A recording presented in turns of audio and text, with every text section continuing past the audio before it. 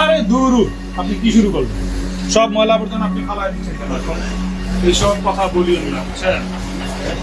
এগুলো আমাদেরকে দেখলেই সবকিছু কমে যায় আর কি, তার আগে না। বাজান এটা সরাইতেই হবে, এরপরে যদি আসি তাহলে কিন্তু বাজে জরিমানা করবো।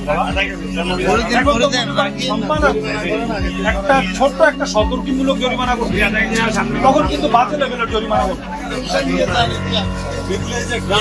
আপনি এভাবে জনসাধারণের চলাচলের পথ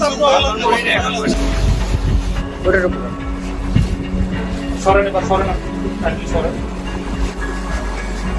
দেখেন তো এগুলা কি, যে এটা একটা মিষ্টি, হ্যাঁ যা যা আছে, মানে ওই যে ছোট ছোট মশার যে ছোট ছোট পোকাগুলো না, তো সব ওই পোকা দিয়ে ভরা।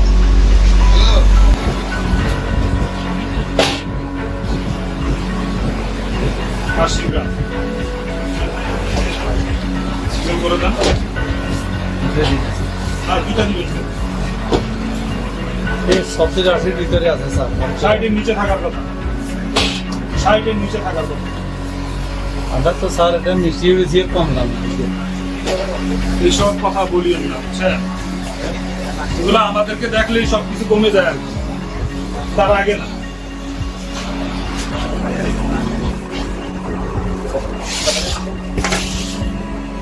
খোলা রাখছেন কেন এটা বল?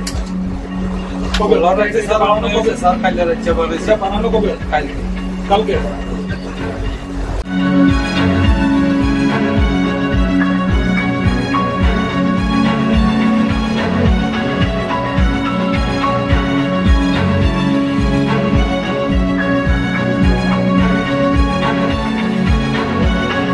জায়গাগুলো ওইখানে তো রাখতে পারেন, এটা তো পাতলা একটা জিনিস, তাই না? রাখতে পারেন কেন? কেন বলেন? রাস্তাটা কেন দখল? আপনার দোকানের সামনে না হয় আপনি খুব মানে সিম্বল কোনো কিছু হয়তো এই দিকেও রাখা যায়, যে এটা কেন বলেন? এখন তো মনে করেন যে জরিমানা করছে যে একজনকে করলে আরেকজনকে যদি ছেড়ে দেয়, বাকিরা তো